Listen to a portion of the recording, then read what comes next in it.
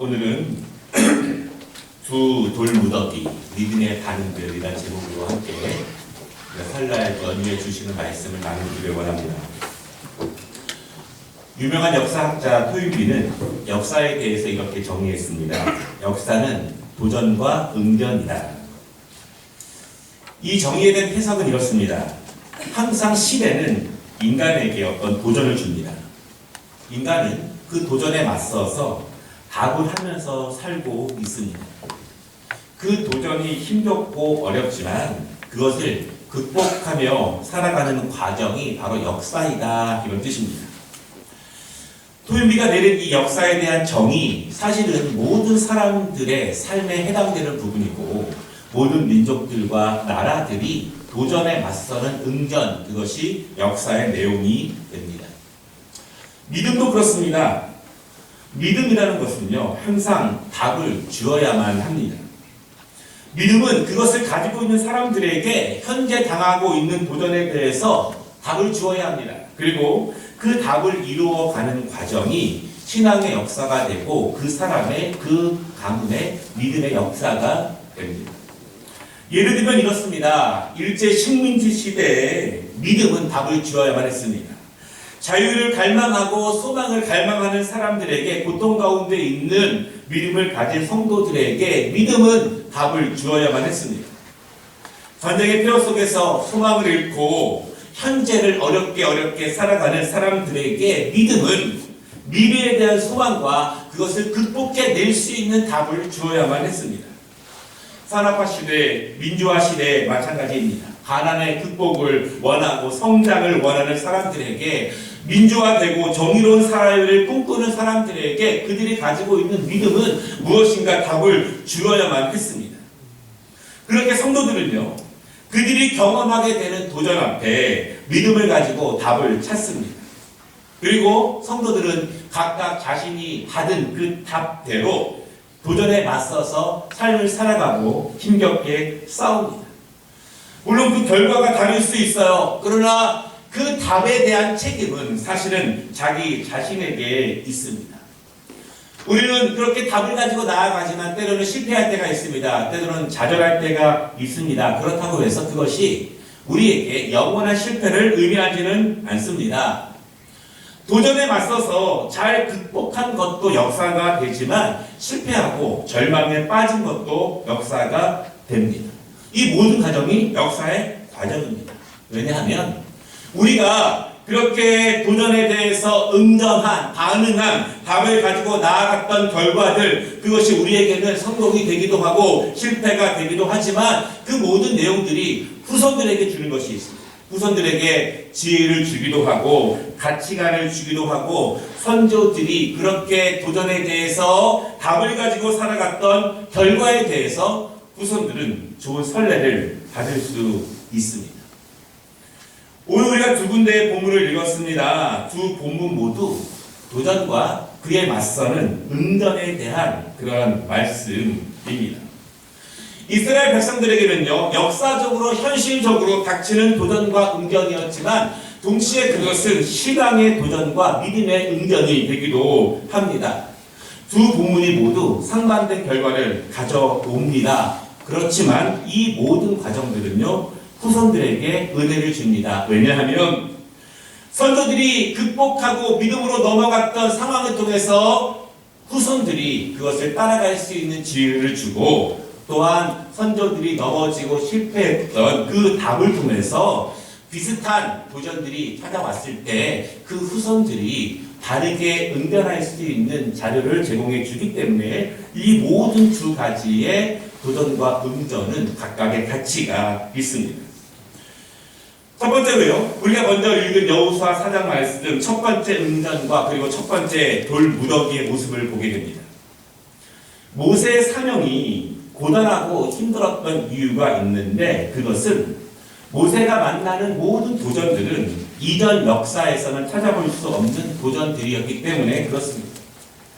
모세가 위대했던 이유는 어떤 예시도 없이 어떤 것도 배우지 못한 상태에서 만나는 모든 문제들마다 그가 처음 경험하는 것이었습니다. 인류에 어떤 예시가 없는 그런 경험들이었습니다. 그런데 모세는 그 모든 도전들을 하나님에 대한 신뢰만으로 응답했다는 것이 그의 위대함입니다.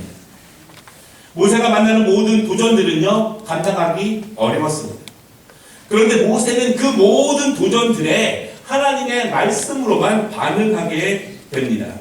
그의 부르심부터가 그랬습니다. 자기의 처지와 은사를 보고 결정하는 것이 아니라 하나님의 부르심에 내가 감당할 수 없는 도전에 모세는 무조건적인 승전으로 응전하게 됩니다.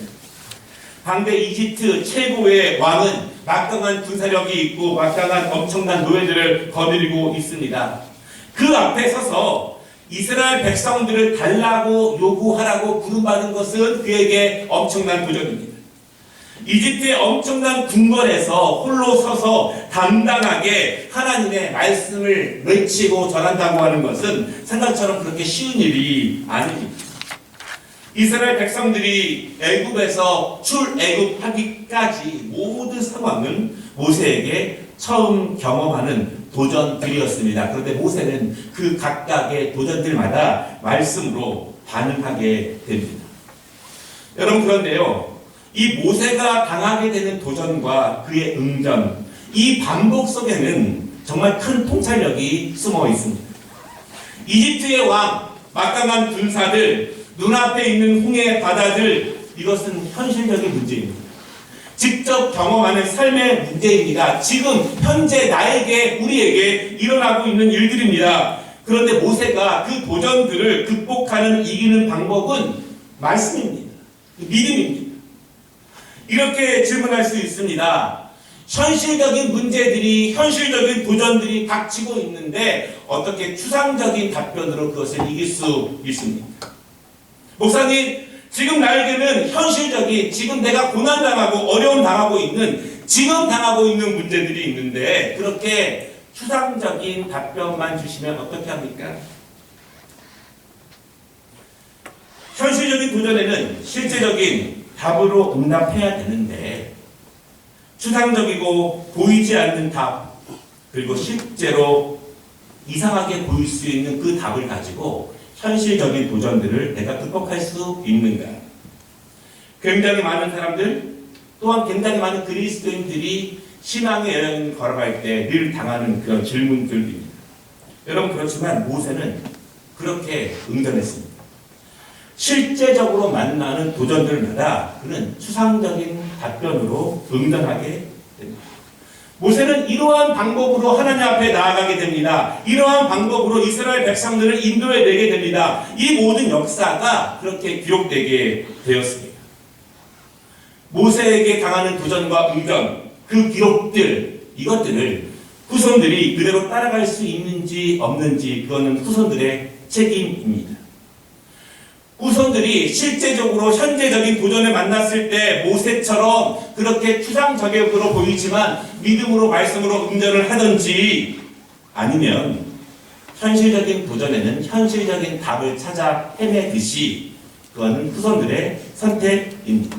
다만 성경은 우리에게 우리의 믿음의 선진들이 어떠한 도전들을 만났을 때 어떠한 응전으로 그것을 극복해내었는지, 하나님이 어떤 반응 가운데 역사하셨는지를 우리에게 소개하고 있습니다. 그것을 선택하는 것은 후손들의 몫입니다. 오늘 우리는 먼저 여호수아 4장 말씀을 읽었는데요. 이 여호수아 4장 말씀을 이해하기 전에 먼저 우리가 알아야 될 것이 있는데, 그것은 모세와 홍해바다 이야기입니다. 이스라엘 백성들이 400년간 이집트에서의 노예 생활을 마치고 극적으로 애굽을 탈출했습니다. 하나의 거대한 도전을 믿음으로 이겨냈습니다. 그런데 탈출한 기쁨은 잠깐입니다. 바로 그들의 눈앞에 홍해바다가 막고 있습니다. 그리고 뒤에서는 그들을 잡으려고 엄청난 이집트 군대가 쫓아오고 있습니다. 어떻게 해야 합니까?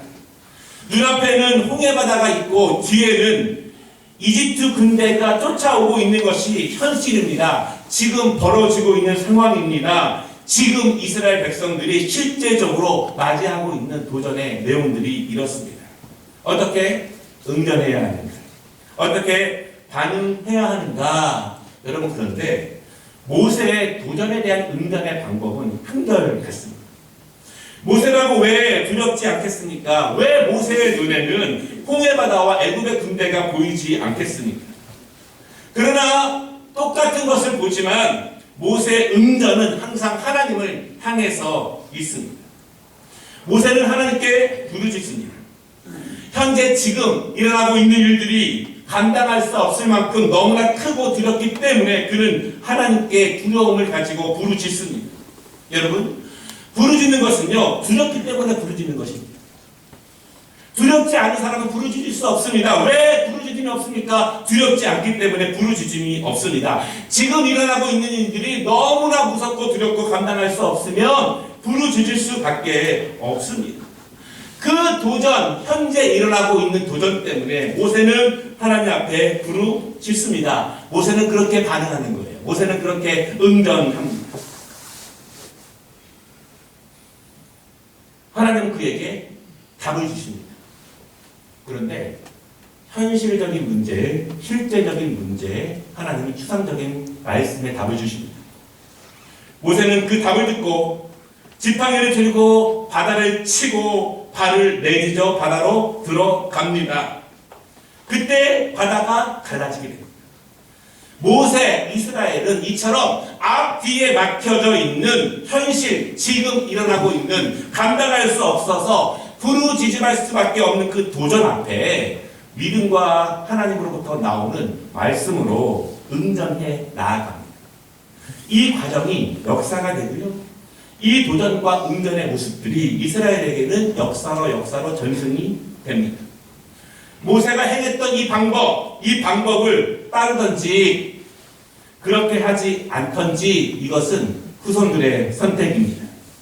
모세가 한 것처럼 현실적인 문제들을 현실적인 답으로 해결하지 않고 현실적인 도전들이지만 지금 나에게 일어나고 있는 문제들이지만 이것을 말씀과 믿음으로 응전하고 극복했던 역사를 따르든지 따르지 않던지 그것은 후손들에게 문제예요. 또한 그 결과 또한 그들의 몫입니다. 오늘 우리가 함께 읽은 이 여호수아 4장 말씀은 모세의 시종이었던 여호수아가 이스라엘의 지도자가 된 다음에 일어난 일입니다. 이제 이스라엘 백성들은 그동안 그렇게 기다렸던 가나안 땅 앞에 서 있습니다. 그런데 이스라엘 백성들 앞에 요단강이 놓여져 있습니다. 애굽에서 나올 때 홍해바다를 만난 것처럼 약속의 땅 가나안 땅의 앞에서 이스라엘 백성들은 요단강을 만나게 됩니다. 어떻게 요단강을 건너야 하는가? 모세가 만난 것처럼 오늘 여호수아도 요단강을 만나고 있습니다. 여호수아는 어떻게 응전할 것인가? 요단강이라고 하는 현실적인 도전 앞에 지금 일어나고 있는 문제 앞에 여호수아는 어떻게 응전할 수 있는가? 현실적인 문제 앞에 현실적인 답변을 구해야 하는가? 아니면 그가 배운 것처럼 그의 선조들이 경험한 것처럼 모세가 응전한 것처럼 말씀과 믿음으로 응전할 수 있는가? 다른 사람이 하는 것을 보는 것은 쉽습니다. 다른 사람에게 좋은 방법을 권면하는 것은 쉽습니다. 그러나 그 문제가 나에게도 닥쳤을 때 나도 그렇게 할 수 있는가? 이것은 완전히 다른 문제예요. 그렇게 권면해도 그 문제가 나에게 닥쳤을 때 그 앞에 속절없이 무너지는 모습들이 얼마나 많이 있습니까? 여러분, 그때 그 사람의 지혜가 나옵니다. 정확하게는 하나님께서 함께 하시는 그 사람의 영적 지혜가 발휘되는 순간입니다. 하나님이 주시는 탁월함과 유능함이 그때 나타나게 됩니다. 여호수아는 모세의 응전을 기억합니다. 그는 본 적이 있습니다. 여호수아는 그들이 감당할 수 없는 문제를 만났을 때 도전 앞에 어떻게 응전해야 되는지를 압니다. 그리고 그는 하나님께 기도합니다. 그의 선생님이었던 모세가 기도한 것처럼 그도 기도합니다. 그렇게 배웠습니다. 아는 것으로 끝난 것이 아니라 그도 기도의 자리로 나아가게 됩니다. 그도 그 자리에서 부르짖게 됩니다. 그때 하나님이 이 여호수아에게 답을 주십니다. 여호수아는요, 제사장들이 언약궤를 메고 먼저 요단강에 발을 내딛게 합니다. 그리고 그 백성들이 그 뒤를 따르게 합니다. 언약궤를 맨 제사장들이 요단강에 발을 내딛자 요단강이 갈라집니다. 내려오는 물이 멈췄고 바닥이 말랐습니다. 그렇게 이스라엘 백성들은 요단을 건너서 가나안 땅으로 들어가게 됩니다. 여호수아는 요단강이라고 하는 현실적인 도전을 만났을 때 이렇게 응전한 것입니다. 여호수아는 감사했을 거예요. 왜냐하면 이 일이 그에게 처음 일어난 일이 아니기 때문에 감사했습니다. 여호수아도 이러한 일을 처음 만났다면 너무나 힘들었을 것입니다. 어찌 감당해야 될지 몰랐을 것입니다. 그러나 그는 이미 모세가 그러한 도전에 앞뒤로 막혀 있을 때 어떻게 응전했는지를 보았기 때문에 그 믿음의 전략을 영적인 분별력과 하나님이 주시는 유능함과 탁월함을 가지고 가장 아름다운 길로 걸어가게 됩니다. 그리고 오늘 우리가 읽은 본문이 이어집니다. 요단강을 건너자 여호수아는요 12지파의 대표들에게 요단강에 있는 큰 돌을 하나씩 택해서 한 곳에 모아두게 합니다. 큰 돌 무더기를 만들었습니다. 어디서나 지나가는 사람들이 다 볼 수 있는 그러한 큰 돌 무더기를 만들었습니다. 그리고 이렇게 말합니다. 어느 날 우리의 후손들이 지나다가 이 돌 무더기를 보고 이 돌 무더기가 뭐예요? 여기 왜 있습니까? 이렇게 물어본다면 우리 조상들이 가나안 땅에 들어올 때 하나님의 역사를 통해서 이렇게 반응해서 이렇게 응전해서 요단강을 건넜다. 이것이 사실이고 실제고 진짜 일어난 일이기 때문에 이것을 기념하고 감사하면서 그 후손들도 그것을 보고 배우라고 이렇게 만들어 둔 것이다 가르칩니다. 이것이 역사입니다. 이것이 도전과 응전의 역사가 됩니다. 이 돌무더기를 보고도 후손들이 이 돌무더기를 보고도 엄청나게 큰 현실적인 문제를 만났을 때 현실적인 답변을 찾던지 이 돌무더기를 보고도 문제를 만났을 때 하나님의 말씀과 믿음으로 답을 찾던지 그것은 후손들의 몫입니다. 그들의 책임이에요. 다만 여호수아는 하나님이 도우셨던 일들 그들이 그렇게 믿음으로 응전했던 일들을 우리 후손들이 우리 자녀들이 우리의 가문의 후손들이 영적인 지혜를 가지고 영적인 분별력을 가지고 그때마다 바르게 응전하기를 사모하고 그리고 그들에게 그것을 주고자 그 돌 무더기를 쌓았습니다. 이 돌 무더기는요 이스라엘 백성들에게 역사가 되듯이 우리에게도 역사가 됩니다. 우리는 현실 앞에 그러한 도전을 만났을 때 우리는 어떻게 응전할 것인가? 지금 우리 눈앞에 이 돌 무더기가 있지는 않습니다. 그러나 우리는 말씀을 통해서 그 돌 무더기들을 보게 됩니다. 우리는 그 돌 무더기들을 보면서 우리 앞에 당하는 그 도전들을 어떻게 응전할 것인가? 두 번째 우리가 함께 읽은 7장 말씀은요. 두 번째 응전과 두 번째 돌 무더기를 보게 됩니다.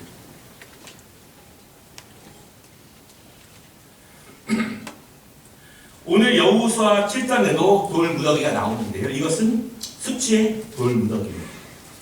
그 돌 무더기가 있는 지역을 아골 골짜기라 그렇게 부릅니다. 우리가 찬송 부를 때 아골 골짜기 빈들에도 그 아골이 바로 이 아골입니다. 이 아골 골짜기에 있는 돌 무더기는요. 수치의 돌 무더기입니다.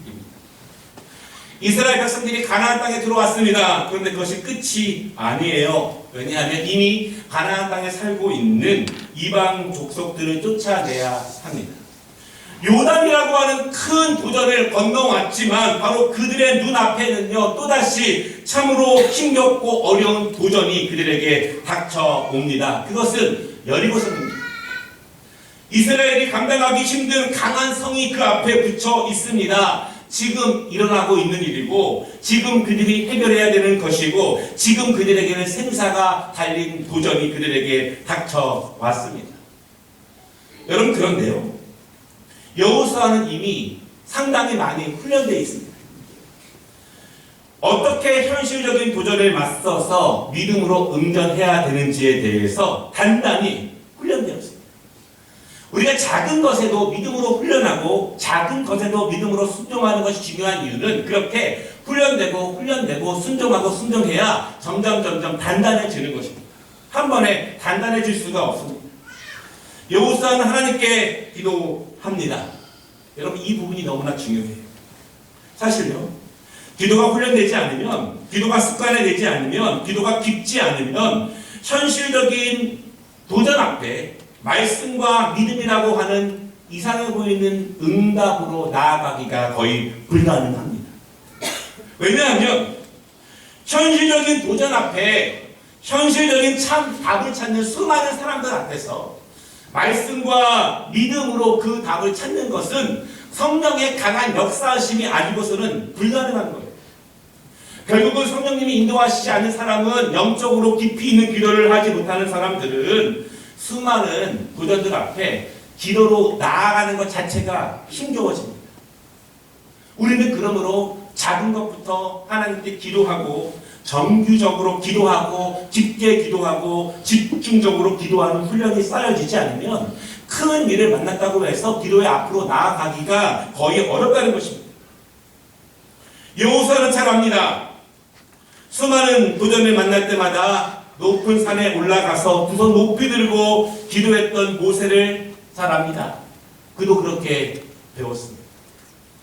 우리 부모님들이 수많은 도전을 만날 때마다 주 앞에 나와서 기도하면 자녀들이 배운다는 거예요. 지금은 아닐 수 있어요. 그러나 우리 부모님들이 철회하며 기도원에 가서 그렇게 몸부림치며 기도했던 모습들을 자녀들이 보고 배웁니다. 여호수아는 그렇게 현실적인 문제 앞에 기도하게 됩니다. 그때 하나님이 답을 주십니다. 현실적인 여리고성 앞에 답을 주시는데요, 추상적인 방법, 세상 사람들이 보기에는 정말 엉뚱한 방법으로, 이상한 방법으로 답을 주시고 여호수아는 그 답으로 응전하게 됩니다. 여호수아는 하나님의 말씀대로 레위 지파를 앞세웁니다. 그리고 하루에 한 번씩 이스라엘 백성들이 여리고성을 돕니다. 그리고 7째 날은 7번을 돌게 합니다. 현실적인 도전 앞에 가장 추상적이고 가장 이상한 응전입니다. 여러분들, 그때 기적이 일어납니다. 사실은요, 이스라엘 백성들에게는 기적입니다. 우리에게는 기적일 수 있습니다. 그러나 하나님에게는요, 기적이 아닙니다. 하나님은 그분이 말씀하시는 것은 그대로 이루시기 때문입니다. 우리가 하나님 말씀을 부르짖는 가운데, 기도 가운데 제대로만 받으면 세상 사람들이 보기에는 이상한 방법일 수 있지만 그 일을 통해서 하나님은 그대로 이루신다는 사실을 여러분 믿으시기를 바랍니다. 그때 여리고성이 무너지게 됩니다. 여호수아는 압니다. 현실적인 도전이지만 그것을 말씀과 믿음으로 응전해야 한다는 것을, 그리고 그때만이 하나님의 능력이 임하며 하나님이 역사하시는 시간이라는 것을 여호수아는 압니다. 여러분, 그런데요, 하나님께서 여호수아가 여리고성을 놓고 기도할 때 그에게 먼저 주신 말씀이 있습니다. 여호수아 6장 18절로 19절에 보니까 너희는 온전히 바치고 그 바친 것 중에서 어떤 것이든지 취하여 너희가 이스라엘 진영으로 바치는 것이 되게 하여 고통을 당하게 되지 아니하도록 오직 너희는 그 바친 물건에 손대지 말라. 은, 금과 동철 기구들은 다 여호와께 구별될 것이니 그것을 여호와의 곳간에 드릴지니라. 가나안 땅에 들어와서 처음 만나는 강한 도전 여리고성. 사실은요, 이 도전에는 두 가지 도전이 함께 숨겨져 있습니다. 첫 번째 도전은 여리고성이라고 하는 도전이고요. 두 번째 도전은 여리고성의 모든 재물을 하나님을 위해 드리라고 하는 또 다른 도전이 그 안에 있습니다. 첫 열매는 하나님의 것이라는 거예요. 하나님이 구별하신 것, 하나님께서 정하신 것은 하나님께 드려야 한다는 하나님의 말씀의 은혜가 그 안에 숨겨져 있습니다. 하나님은 약속의 땅, 축복의 땅, 그 땅에 돌아와서 어떻게 도전 앞에 이스라엘 백성들이 이겨야 하는지 두 가지 내용으로 그들에게 도전을 주시는 거예요. 여러분, 제물을 드리는 것도 도전과 응전입니다. 이스라엘 백성들은 여리고성을 잘 돌았습니다. 그리고 믿음으로 응전한 이스라엘은 여리고성이 무너지는 것을 보았습니다. 큰 도전 앞에 말씀으로 응전하고 극복한 것이고 영광을 본 것입니다.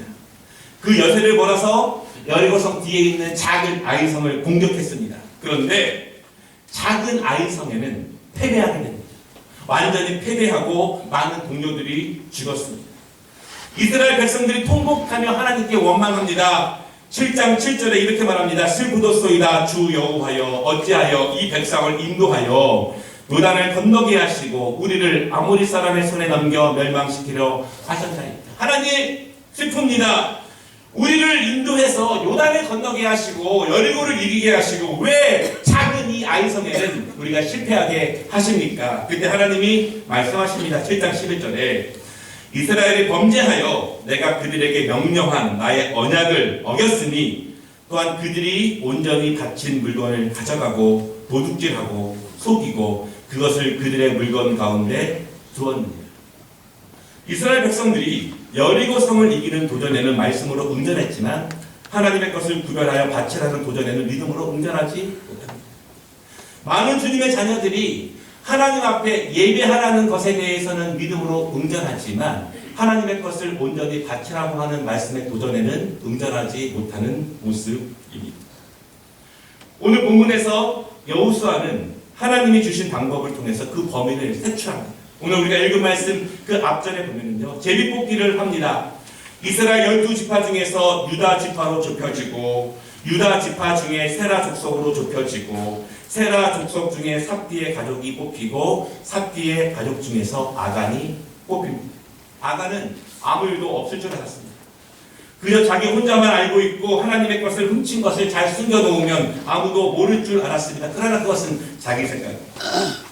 그의 범죄로 이스라엘이 패배합니다. 그의 범죄로 한 가문이 멸망당하게 됩니다. 사람들을 속일 수는 있지만 그것이 하나님의 눈도 속일 수 있는 것은 아닙니다. 아간은 변명할 수 없습니다. 왜냐하면 하나님께서 모든 것을 알고 계시기 때문에 그렇습니다. 여호수아는요, 아간과 그의 가족을 징계합니다. 더 이상 죄의 모습이 그렇게 응전하는 모습이 이스라엘 백성들 가운데 싹트지 않도록 완전히 잘라냅니다. 그리고 오늘 26절에 돌 무더기를 크게 쌓습니다. 그들의 시체 위에 돌 무덤을 크게 쌓습니다. 그것이 오늘 아골 골짜기에 있습니다.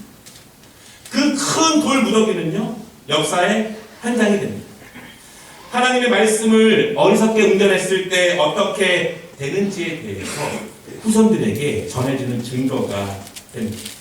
여러분, 이스라엘 백성들이 이렇게 회개하고 그들은 다시 아이성을 공격합니다. 하나님이 아이성을 이기게 해 주십니다. 그리고 말씀하십니다. 아이성에 있는 모든 재물은 너희를 위해서 가져라. 하나님이 그 백성들을 위해서 선물로 주십니다. 이렇게 응전하시는 것입니다. 구별하고 그리고 하나님은 주십니다. 믿음의 응전과 축복의 응전과 풍성함의 응전은 구별됨을 통해서 이루어진다는 사실을 여러분 믿으시기를 바랍니다. 말씀을 마치겠습니다. 역사는 반복됩니다. 우리 선조들이 만난 도전을 우리도 만나게 됩니다. 그러나 우리에게는 좋은 것이 있습니다. 왜냐하면 우리 선조들이 그러한 도전에 맞서서 어떻게 응전했는지에 대한 결과를 우리는 이미 알고 있기 때문입니다. 어떻게 우리의 믿음의 선진들이, 우리의 부모님들이 지혜롭게 응전했는지, 어떻게 우리의 믿음의 선진들이, 부모님들이 어리석게 응전했는지 우리는 그 답을 상당히 많이 알고 있습니다. 우리도 그러한 현실적인 현재 일어나고 있는 도전에 맞서서 믿음으로 응전할 수 있는가? 우리는 오늘 여호수아가 걸어갔던 그 길을 바라보면서 우리는 그것을 어떻게 우리의 지혜로 삼을 것인가?